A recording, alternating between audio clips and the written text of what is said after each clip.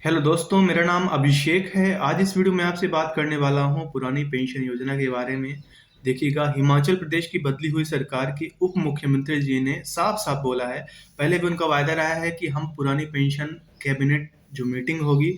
हम पहली ही कैबिनेट में हम बहाल कर देंगे, ओपीएस के बारे में हम बात करेंगे। तो बाय द वे अभी रिसेंट में ही कल उन्होंने बोला है कि पुरानी पेंशन योजना बहाली का जो मुद्दा है या फिर जो इसकी घोषणा है वो पहले ही कैबिनेट में कर दी जाएगी। तो लगभग 10 दिन के भीतर ही आप देखेंगे कि दिसंबर में अ, अभी हिमाचल की पहली कैबिनेट बैठक होगी और उसमें पुरानी पेंशन योजना बहाली की घोषणा हो सकती है। देखिएगा, इसे हम किस मुद्दे पे ले जाएँ या फिर किस नज़रिए से देखें, दूसरी बात रहती है। कई बार डिबेट्स में या फिर आप ऐसे भी आप लोगों की भावनाएँ या फिर एडिटोरियल्स आप पढ़ रहे होते हैं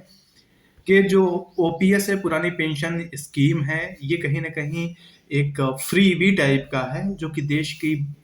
इकोनॉमी पे बुरा असर करेगा और रुपए की बर्बादी रहेगी। देखिए दोस्तों, बात ऐसी है, आप और हम सभी देख रहे हैं कि जो पुरानी पेंशन योजना है, ये अगर लागू होती है, तो ये बात सही है कि देश पे बर्डन रहेगा, एक लायबिलिटी टाइप का ये रहेगा। लेकिन ज़रा सोचिए कि अगर एक तरफ तो पुरानी पेंशन पाने के जो हकदारी हैं, जो हकदार बनते हैं, अगर आप वो सर्विस को आप ज़्यादा बढ़ा के रखेंगे, क्योंकि अभी रिसेंट में ज़्यादा है, और अगर आप रिटायरमेंट की एज भी बढ़ा देते हैं एज़ वेल एज़, तो जो ये बोल देना या फिर ऐसा कई बार बोलना कि लोग सरकारी नौकरी में पेंशन पाने के लिए आते हैं, तो ये कहीं गलत नहीं होगा। एक हिसाब से ये सही भी है, चाहे आप जो भी सेक्टर लीजिए, भावनात्मक तरीके से चाहे आप इंडियन आर्मी को लें कि वो पेंशन के लिए नहीं आती है, फिर आप जिसे भी बोल लें, चाहे आप जो मेडिकल फील्ड्स हैं उनके लिए बोल लें या फिर कोई भी फील्ड, सभी का अपना महत्व है।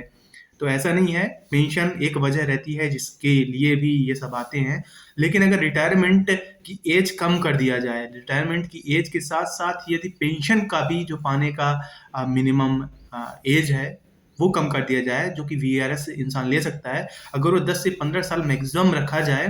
तो ज़्यादातर लोग वीआरएस ले लेंगे और ऐसे में सरकार कम पेंशन पे उनको निपटा सकती है या फिर उनको एक सोशल सिक्योरिटी मिल सकती है कम ईयर की सर्विस के साथ, और बाद में वो अपना खुद का रोजगार स्वरोजगार कर सकते हैं और गवर्नमेंट को उनको कोई भी एक्स्ट्रा सिक्योरिटी देने की जरूरत नहीं पड़ेगी। ये समझने वाली बात है और इस तरफ शायद कभी कभार ध्यान जाता है किसी का, लेकिन इस पे कोई भी वर्क नहीं हो रहा है कि रिटायरमेंट की एज बढ़ानी नहीं बल्कि घटानी चाहिए।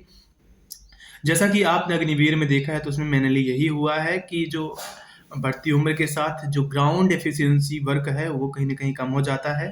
और इसी के फलस्वरूप ये जो अ, निजीकरण टाइप का हुआ है अग्निवीर का, वो इसी का प्रतिफल है। और यदि दूसरे भी डिपार्टमेंट्स में अगर रिटायरमेंट की एज कम से कम कर दी जाएगी, तो इससे जो जॉब अपॉर्चुनिटीज़ हैं वो बढ़ जाएँगी और दूसरा, अगर पेंशन बहाली हो जाती है तो बदले में सोशल सिक्योरिटी एक बड़े पैमाने पे लागू हो जाएगी और ऐसे में वो जो माइंड रहेगा, वो जो जल्दी रिटायरमेंट लेने वाले लोग रहेंगे, उनके पास इतना समय रहेगा कि वो ऐसा कुछ कर पाएँ कि जो दूसरों को रोज़गार दें, स्वरोज़गार कर पाएँगे और देश की तरक्की में बड़ा योगदान दे पाएँगे। तो इसीलिए सरकारों को समझना चाहिए एज़ वेल एज़ जो पॉलिसी मेकर्स हैं कि रिटायरमेंट की एज कम हो और साथ ही साथ जो पेंशन के लिए एलिजिबिलिटी है वो भी कम हो और पेंशन लागू होना बहुत ज़रूरी है, क्योंकि ये कहीं न कहीं ये एक क्युमुलेटिव के तौर पे साबित होता है। तो अपडेट यही है कि हिमाचल प्रदेश में अभी पुरानी पेंशन योजना बहुत जल्द, नए साल से पहले आप देखेंगे वो जश्न मनाएँगे हिमाचल के कॉर्पोरेट एम्प्लॉइज़, एंड इसका जो असर है वो भारतवर्ष में पड़ेगा, कई राज्यों में पड़ेगा और मैं नहीं मानता कि सेंट्रल लेवल पे जो इसका एजेंडा रहेगा उस पे ये बैठेगा। लेकिन जो स्टेट लेवल की पॉलिटिक्स है या फिर वहाँ के जो मुद्दे रहेंगे, तो ओपीएस एक बड़ा मुद्दा रहने वाला है। बाय द वे भी हाल ही में सेंट्रल गवर्नमेंट ने साफ-साफ मना कर दिया है कि वो पुरानी पेंशन योजना लागू करने का विचार नहीं कर रहे हैं, लेकिन कई सारी स्टेट गवर्नमेंट्स हैं जो कि इस पे विचार करना स्टार्ट कर दी हैं। समझने वाली आपकी बात ये भी है कि जो पेंशन का मुद्दा है या फिर जो सैलरीज़ देने का मुद्दा है, वो सेंट्रल का और राज्य का अलग-अलग है, ये आपस में बाउंड नहीं है। इसीलिए स्टेट गवर्नमेंट जब चाहे और जितना चाहे और जिस विधि से चाहे,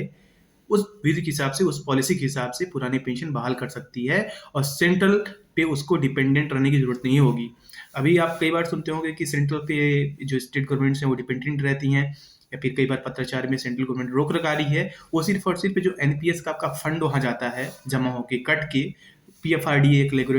रेगुलेटरी एजेंसी बनाई गई है, तो मेनली वो दिक्कत कर रहा है। यहाँ पे कोई भी पेंशन लागू होने में कोई भी दिक्कत नहीं है। और आप ये भी सुनते होंगे कुछ स्टेट गवर्नमेंट्स हैं, लाइक राजस्थान हो गया, छत्तीसगढ़ हो गया, झारखंड हो गया, यहाँ पे पुरानी पेंशन अभी बहाल नहीं हुई है, ऐसा कई बार आरोप लगता है। तो ये सही नहीं है, बल्कि जो एनपीएस का फंड है वो वापस नहीं आया है, उसके लिए वो परेशान राज्य दिख रहे हैं। बल्कि जो वहाँ पे पुरानी पेंशन है वो बहाल हो चुकी है। जो वहाँ के गवर्नमेंट एम्प्लॉयज हैं उनका एनपीएस कटना बंद हो गया है, उनका जो पैसा है वो जीपीएफ में जाना स्टार्ट हो गया है। एंड एज वेल एज जब वो रिटायर होंगे तो उनको वो पूरा का पूरा पेंशन मिलेगा। एनपीएस का अगर फंड उनके पास आता है तो वो सारा का सारा एक्यूमुलेटेड और कंसोलिडेटेड फॉर्म में वो जीपीएफ के तौर पे जमा हो जाएगा, और जब चाहेंगे वो तब निकाल सकते हैं। तो ओवरऑल ये मुद्दा रहा है दोस्तों। आप वहाँ समझिएगा। धन्यवाद।